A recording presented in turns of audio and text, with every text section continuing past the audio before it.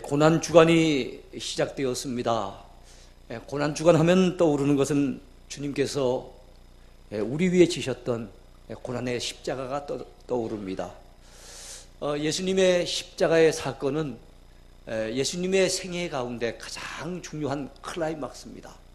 그래서 예수님께서 십자가를 지시기 위해 예루살렘에 올라가시고, 그리고 난 다음에 십자가 지시고 부활하시기까지 그 일주일 동안의 사건을 복음서 기자들은 전체 가운데 3분의 1 정도를 할애를 해서 기록을 해 놓았어요. 예수님의 생애 가운데 그 중요한 일들이 많이 있었음에도 불구하고 그 전 기록의 3분의 1이 예수님의 마지막 일주일을 기록한 것을 보면 십자가의 사건과 부활 사건은 바로 복음의 핵심이며 우리 기독교의 가장 중심적인 기둥인 것을 우리가 잊을 수가 없습니다. 여러분, 십자가는 기독교의 상징입니다. 십자가가 상징하는 바가 무엇입니까? 십자가는 우리 위에서 당하셨던 주님의 고난을 상징합니다. 저는 오늘 십자가의 의미를 함께 살필 뿐만 아니라 십자가 주변에 있었던 사람들의 그 모습들을 바라보면서 오늘 우리의 모습은 어떠해야 하는지를 같이 한번 생각해보는 은혜의 시간이 됐으면 좋겠습니다. 첫 번째, 악한 편에 선 사람들입니다. 주님이 십자가 지실 때 악한 편에 섰던 사람들, 첫 번째 누굽니까? 그들 가운데 예수님을 십자가에 못 박도록 내어주었던 로마 총독 빌라도가 있습니다. 빌라도 총독. 사람은 죽을 때가 가까워오면 지나간 자신의 인생을 되돌아보면서 몇 가지 후회를 한다 그래요. 먼저는 참지 못했던 것을 후회한답니다. 그때 내가 좀 참았으면 좋았을 것을, 왜 참지 못했던 거 후회한다는 거죠. 둘째는 베풀지 못한 것을 후회한답니다. 그렇게 움켜쥘 것이 아니었는데 내가 그거 다 쓰고 가는 것도 아니고 결국에는 놔두고 갈 것을 좀 베풀면 살았으면 얼마나 좋았을까 후회한다는 거예요. 셋째는 기회를 놓친 것을 후회한답니다. 그 좋은 기회를 내가 왜 붙잡지 못했던 거 후회한다는 거죠. 끝으로 여러분, 잘못된 선택을 한 것을 후회한답니다. 그렇게 선택하는 것이 아니었는데, 내가 왜 그렇게 잘못된 선택을 했던 거 후회한다는 거지요. 여러분, 마태복음에 보면은 27장에 밀란이 나려는 것을 보고 두려워하여 그가 이렇게 했다고 얘기합니다. 밀란이 일어날까봐, 백성들이 폭동을 일으킬까봐. 그러면 로마 황제가 그 백성들을 하나 제대로 다스리지 못하냐고, 그래서 문책을 하게 되어지고 자기의 총독의 자리가 위태로워질 것을 걱정해서 그는 예수님을 은근슬쩍이 십자가에 내놓고 말았던 거예요. 그러면 나는 이 사람의 죄에 대하여 무죄하다, 너희가 당하라 하면서 물에다가 손을 씻는 그의 모습을 보세요. 그렇다고 그에게 죄가 돌아가지 않았습니까? 조금 전에 우리가 사도신경 신앙고백을 했습니다마는 2000년 역사 속에 계속 신앙고백 속에 이 본디오 빌라도에게 고난을 받아서 지금 믿는 자들에 의해서 저주받는 이름이 된 것이 누굽니까? 바로 본디오 빌라도예요. 두 번째 인물들입니다. 그 당시 악한 자들 중에는 예수님을 희롱했던 로마 군병들도 있었습니다. 자, 빌라도 총독에 의해 십자가형의 판결을 받으신 예수님은 무지막지한 로마 군병들의 손에 넘겨졌습니다. 로마 병정들은 예수께 자색옷을 내어다 입힙니다. 임금이 그 당시 입었던 붉은 옷, 그것을 갖다 입혀요. 그리고 면류관을 씌워야 되겠는데 면류관은 없으니까 가시로 만든 면류관을 갖다가 예수님의 머리 위에 눌러서 씌웁니다. 예수님의 얼굴에는 선혈이 낭자하게 되지요. 그러면서 그들이 꿇어 엎드리면서 뭐라고 얘기를 합니까? 유대인의 왕이여 평안할지어다. 때로는 뺨을 때립니다. 때로는 침을 뱉습니다. 때로는 채찍질을 합니다. 때로는 무릎 꿇고 절을 하면서 유대인의 왕이여 평안하라고 그렇게 외칩니다. 예수님을 향해서 온갖 희롱을 다 퍼붓고 있는 이 로마 병정들을 볼 수가 있어요. 때리는 것은 무엇이고, 뺨을 치는 것은 무엇이고, 무릎 꿇고 절하는 건 뭡니까? 그리고 그들에 의해서 예수님은 십자가의 길로 묵묵히 걸어 올라가십니다. 약 800여 미터에 달하는 그 십자가의 길, 고난의 길을 라틴어로 비아 돌로로사라고 하는데, 지금도 성지순례를 가보면 모두 예수님이 넘어지거나 어떤 의미가 있는 장소를 14곳을 지정해 놓은 곳을 볼 수가 있어요. 그래서 그 14곳마다 그 의미를 되새기면서 묵상하면서 그 길을 사람들은 걸어 올라가지요. 주님께서는 그 길을 올라가시면서 이리 넘어지고 저리 쓰러지면서 큰 무거운 십자가를 지고 그 몸을 가누지 못해서 힘겨워하셨던 모습을 우리는 압니다.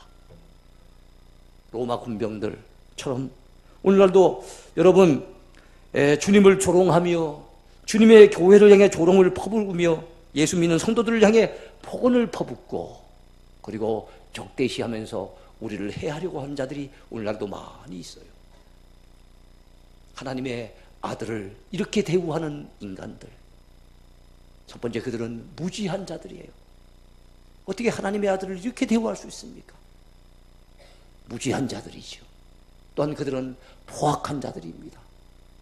아무리 몰라도 그렇지 이렇게까지 해서는 안 되는데 얼마나 포악하게 군지 몰라요. 그들의 그 포악한 행동에 의해서 주님은 무참하게 짓밟혔던 사실을 우리는 잘 알고 있습니다.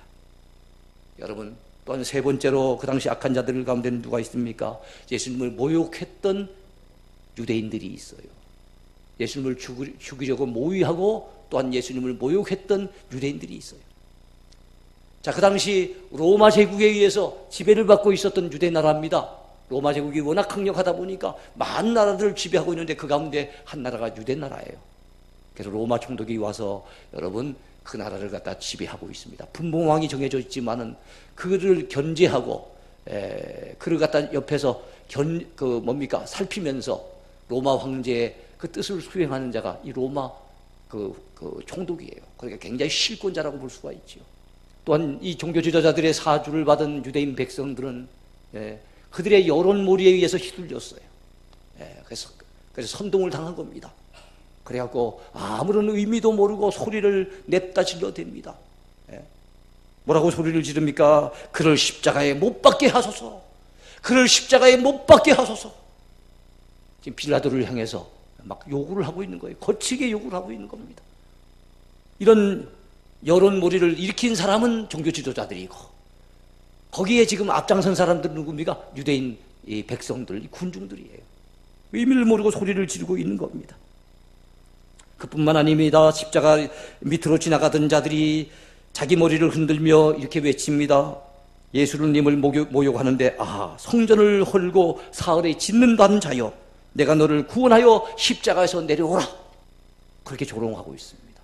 심지어는 여러분 죄를 짓고 강도로서 붙들려서 지금 사형언도를 받은 예수님의 양옆에 있는 그 강도들조차도 예수님을 욕했더라 하는 말씀이 오늘 본문에 나와요. 물론 누가복음에 가보면은요 그 가운데 한 사람이 막판에는 이렇게 마음이 바뀌어져서 오늘 당신의 나라에 임하실 때 나를 기억해 달라고 예수님에게 당부하는 걸 보면은 그 사람 가운데 한 사람은 마음이 바뀐 것 같아요. 근데 처음에는 두 사람이 다 욕을 하고 있었어요. 이렇게 주님을 조롱했던 자들이 누굽니까? 유대인들이에요. 이들이 예수님의 십자가 주변에서 예수님에게 욕을 보인 자들입니다. 사랑하는 성도들이여, 우리 모두는 믿음의 사람이 되십시다. 하나님 앞에 선하게 쓰임받는 믿음의 일꾼들이 되십시다. 그런 측면에서 두 번째를 생각해 봅니다. 두 번째, 선하게 쓰임받은 사람들이 있었어요. 소수지만 예수님의 십자가 주변에 선하게 쓰임받은 사람들이 있었어요. 먼저 생각해 볼 사람은 억지로 십자가를 진 구레네 시몬이었습니다. 예수님의 십자가 사건과 관련해서 전혀 뜻밖의 등장한 인물이 있다면 바로 이 구레네 출신의 시몬이에요. 구레네 하면은 지금의 아프리카 리비아 지역에 있습니다. 거기에 있는 한 작은 마을이 바로 이 구레네라고 하는 곳입니다. 거기 출신의 시몬이에요. 막달라 마리아가 막달라 출신의 마리아고 아리마대 요셉이 아리마대 출신의 요셉인 것처럼 구레네 시몬은 구레네 출신의 시몬이었어요. 시몬이 하도 많으니까 좀 구분하기 위해서 때로는 출신 지역을 언급하기도 한 것입니다. 마가복음 15장 21절에 의하면 그는 알렉산더와 루포의 아버지로 알려져 있습니다. 우린 베드로의 아들도 잘 몰라요. 베드로가 그렇게 유명한 사람이지만 베드로의 아들은 이름이 나와 있지 않아요. 그런데 여러분, 이 구레네 시몬의 아들은 알렉산더와 루포라고 뚜렷하게 이름이 밝혀져 있어요. 야, 그것도 큰 은총 아닙니까? 시시한 사람이 이렇게 밝혀놨겠어요? 아니잖아요. 나중에는 초대교회 안에서 그들이 뭔가 큰 역할을 했던 인물들이 아니었겠는가, 우리는 추측해 볼 수 있습니다. 로마서 16장에 의하면 사도 바울이 자기의 동역자들을 쭉 소개를 하는데, 그 가운데 바로 루포의 어머니는 곧 내 어머니라. 그 위대한 믿음의 사도 바울이 바로 이 루포의 어머니를 내 어머니라고 하는 겁니다. 근데 알렉산더와 루포의 아버지가 누구예요? 구레네 시몬이니까 루포의 어머니는 구레네 시몬의 아내인 거지요. 어쨌든 이 구레네 시몬은 참으로 억지로 십자가를 졌던 사람인데, 결과적으로는 그의 집안이 엄청난 은혜를 받고 하나님의 축복을 받은 것을 우리는 성경 역사를 통해서 알 수가 있습니다. 북아프리카에서 그가 왜 예루살렘에 올라왔을까요? 그도 유대인이었기에. 여러분, 유대인의 가장 큰 명절인 유월절이면은 꼭 유대 나라에서 사는 사람이 아니라 할지라도 이방 나라에 흩어져 사는 사람들 중에서도 여러분 예루살렘에 올라온 사람들이 많이 있었습니다. 그 리비아 지역에는 그 당시에 상당히 한 유대인들이 살고 있었다 그래요. 그래서 그 유대인들 가운데 아마 일부가 유월절 명절을 지키겠다고 예루살렘에 올라왔겠지요. 그 무리 가운데 한 사람이 바로 구레네 시몬입니다. 우연히 그 십자가의 여러분 고난의 현장을 그가 지나치고 있었어요. 주님이 골고다 산상에 올라가시면서 이리 쓰러지고 저리 넘어지는 모습을 그는 아마 목도하고 있었을 겁니다. 그러나 기꺼이 그가 자원해서 십자가를 진 것 같지는 않아요. 본문 21절에 보면 그를 억지로 같이 가게 하여 예수의 십자가를 지우고 그랬어요. 그가 짊어진 것이 아니라 군사들이 억지로 십자가를 짊어지게 한 거예요. 왜냐하면 빨리 형을 집행해야만 되잖아요. 왜냐하면 십자가 위에서 형을 집행한다 해서 십자가에 못 박아도 사람이 금방 세상을 떠난 것이 아니기 때문에 오늘 해가 저물기 전에 모든 형을 끝내야 되겠는데, 예수님이 가다 넘어지고 가다 쓰러지시니까 이래가지고는 여러분 오늘 하루 일과 속에 과연 이 십자가형을 다 집행할 수 있을까, 이들이 고민이 되지요. 그러니까 신체가 좀 건장해 보이는 한 젊은 사람을 불러다가 억지로 십자가를 매게 한 거예요. 요 로마 군병들이 막 억지로 매게 하면 유대인들이 무슨 힘이 있습니까? 매야 되는 거죠. 그래서 십자가를 전혀 뜻밖의 매게 된 사람이 누굽니까? 이 구레네 시몬이에요. 여러분, 구레네 시몬의 입장에서는 왜 하필이면 나입니까? 왜 하필이면 납니까? 생각할 수도 있었을 거예요. 그렇지 않습니까? 나는 예루살렘에 사는 사람도 아닙니다. 나는 예수님의 제자 중에 한 사람도 아닙니다. 나는 십자가를 짊어져야 될 죄인도 아닙니다. 근데 왜 하필이면 납니까? 라고 항변할 수가 있었겠지요. 그렇지만 어쨌든 많고 많은 사람들 중에 그가 지목되어져서 그가 십자가를 졌어요. 우리가 봤을 때는 참 오늘은 재수 없는 날이라고 그가 생각할 수도 있을 겁니다. 우리가 보기에는 참 억울한 일을 당했구나 생각할 수도 있을 거예요. 그런데 그것은 우연이 아니었던 겁니다. 그 사건을 통해서, 그 십자가를 짊어지는 그 일을 통해서 하나님은 그 집안을 초대교회 귀한 믿음의 일꾼으로 쓰신 것을 믿으시기 바랍니다. 사랑하는 성도들이여, 하나님 앞에 쓰임받는다는 것이 얼마나 귀한 일입니까? 하나님 앞에 기억되는 이름이 얼마나 소중한 이름입니까? 초대교회에서 구레네 시몬도 그의 아들들도 심지어는 그의 아내조차도 사도 바울이 어머니라고 할 만큼 여러분 그 집안이 엄청나게 은혜를 받고 복을 받은 겁니다. 우리가 때로는 여러분 십자가를 져야 될 일이 있어요. 우린 때로는 주님을 위해 책임을 감당해야 될 일이 있고요. 참 부담스러운 일들을 일에 뛰어들어야 될 일도 있고요. 감당하기 어려운 직분과 사명을 감당해야 될 그런 상황에 놓여질 때도 있어요. 물론 기꺼이 자원해서 기쁜 마음으로 십자가 지면 제일 좋겠지만 그렇지 않더라도 억지로라도 십자가를 지고 가는 것은 복이 되는 줄로 여러분 믿으시기 바라요. 그 십자가를 던지지 마세요. 부담스럽다고 힘들다고 내팽개치지 마세요. 내게 주어진 직분 소중히 여겨야 됩니다. 하나님이 내게 부여하시는 사명들 잘 감당할 수 있어야 됩니다. 그러면 반드시 하나님이 갚아주실 줄로 믿습니다.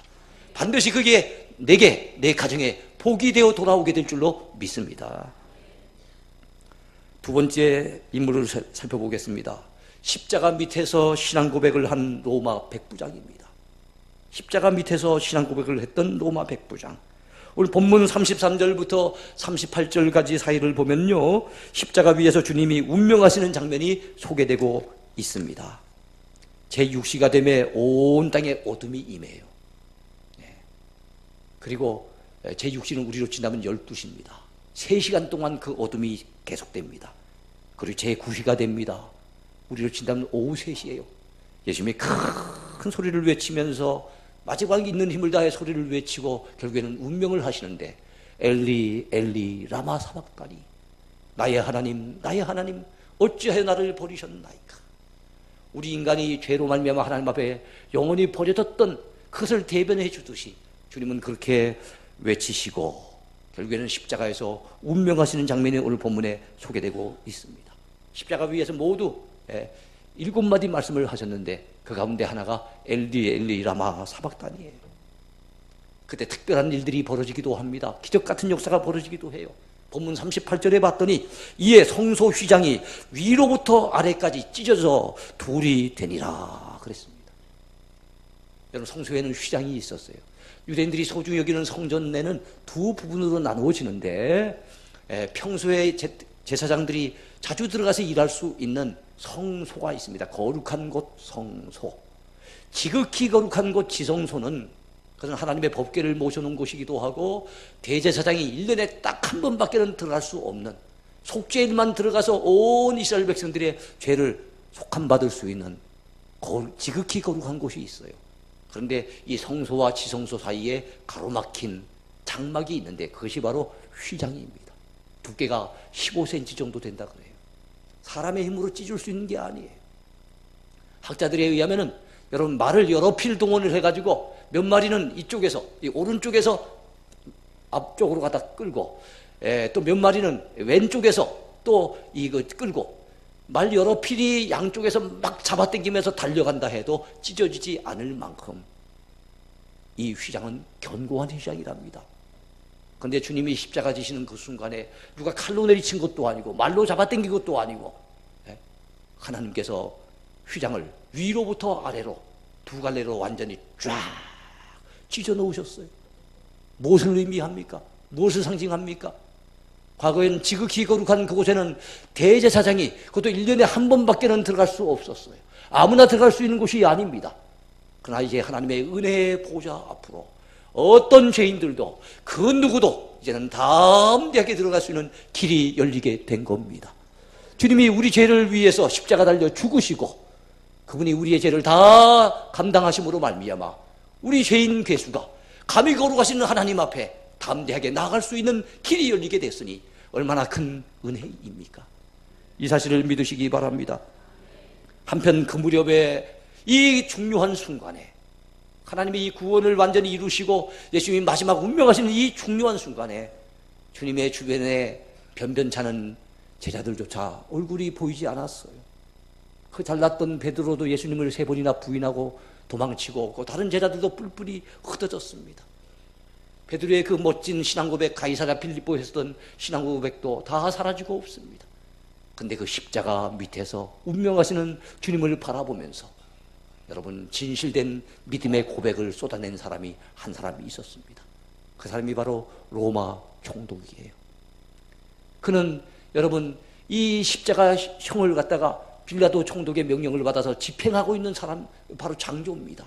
그 지휘관이에요. 예수님을 갖다가 골고다 산상으로 이끌고 가기도 했고 그곳에서 십자가형에 처해서 집행을 하기도 했고 예수님이 마지막 죽어가시는 그 모든 전 과정을 다 지켜본 사람이에요. 다 지켜본 그가 내린 결론이 뭡니까? 이는 진실로 하나님의 아들이었도다. 이분은 진실로 하나님의 아들이었구나. 그는 그렇게 고백하고 있는 거예요. 얼마나 멋진 신앙의 고백입니까? 우리도 주님을 향한 신앙 고백이 분명해야 될 줄로 믿습니다. 주님을 어떤 분으로 우리가 보고 여러분 교회 나옵니까? 주님을 어떤 분으로 여러분 믿고 주님을 따르고 있습니까? 주님은 하나님의 아들이 되세요. 그분은 하나님 편에서는 아들입니다. 우리에게는 우리 죄를 위해서 십자가 달려 죽으시고 우리를 죄에서 건져주신 우리의 구주가 되십니다. 여러분, 이 사실을 믿으시죠? 이런 신앙 고백이 분명해야 될 줄로 믿습니다. 또한 여러분, 마지막 세 번째로 예수님을 장사 지내준 아리마대 요셉이 그 선한 사람 중에 한 사람으로 등장합니다. 그가 누구입니까? 43절에 의하면 존경받는 공회원이라고 했어요. 존경받는 인물이 유대인들로부터 존경받는 인물, 공회원입니다. 공회원은 우리로 친다면 국회의원입니다. 이스라엘의 사내들인 공회라고 하는 국회가 있었어요. 예, 구성원이 모두 70명이에요. 우리는 300명의 국회의원을 가지고 있는데 70명이니까 유대인 사회에서 딱 70명만 뽑히니까 유대인 사회에서는 대단한 지위에 있는 사람입니다. 공의회 의장은 대제사장이에요. 그리고 구성원들은 여당 입장에 서 있는 사두개인들과 야당 입장에 서 있는 바리새인들이 주된 구성원들을 이루고 있었어요. 자, 그 공회 구성원 가운데 한 사람이었던 바로 이 아리마대 요셉. 근데 세상적인 지위로 보면 그는 공의회 회원입니다. 존경받는 회원이에요. 그런데 하나님 편에서 봤을 땐 그는 어떤 사람입니까? 여러분, 43절 끝부분에 봤더니 하나님의 나라를 기다리는 자라, 그렇게 평가를 받고 있어요. 우린 사회적인 신분이 뭐냐, 사회적인 직분이 뭐냐, 그게 더 중요하다고 생각할지 모르겠지만 그렇지 않아요. 하나님이 보셨을 때 우리는 어떤 사람이어야 합니까? 아리마대 요셉은 하나님의 나라를 기다리는 자라고 했습니다. 이제 말씀을 맺으려고 합니다. 여러분, 이 아리마대 요셉의 행동을 통해서 우리는 참 진한 부끄러움을 느끼게 됩니다. 우리는 혹시 손해가 날까봐, 혹시 큰 부담이 될까봐 부담스러운 그 현장은 피하고 싶어하는 사람들입니다. 오히려 내 이름이 드러나고 내가 인정받고 대접받고 내 존재감이 드러나는 그 일에는 얼굴을 내밀면서도, 그러나 내가 뭔가 큰 부담을 져야 될 그런 일이 있으면 은근슬쩍이 꽁무니를 빼기 좋아했던 우리들의 모습에 비하면 이 아리마대 요셉은 참 우리에게 시사해 주는 바가 많습니다. 사랑하는 성도들이여, 우리 주님께서 우리를 위해 묵묵히 십자가를 지신 그 고난의 현장 주변에는 이처럼 많은 사람들이 있었습니다. 그때 그 현장에 우리가 그 자리에 같이 있었다면 우리는 어떤 스탠스를 취했을까요? 어떤 모습을 나타냈을까요? 어떤 반응을 보이면서 주님 앞에 섰을까요? 우리 자신을 돌아보지 않을 수 없습니다. 사랑하는 성도 여러분, 고난주간을 새롭게 맞으면서 이제부터는 우리도 구레네 시몬처럼 억지로라도 주님의 십자가를 지고 주님을 따라가리라 다짐하는 이 아침이 됐으면 좋겠습니다. 로마 백부자처럼 주님을 향해 진정한 믿음의 고백을 쏟아내면서 주님을 따라가는, 변치 않는 신앙 고백을 가지고 주님을 따라가는 믿음의 사람이 됐으면 좋겠습니다. 아리마대 요셉처럼 주님으로 인하여 아무리 부담스러운 상황이 내게 주어진다 해도 묵묵히 그 일들을 감당해낼 수 있는 진정한 주님의 제자, 진정한 주님의 일꾼으로 살아가기를 바랍니다. 이렇게 살아가기를 마음에 결단하고 결심하는 복된 아침이 되기를 축원해 드립니다.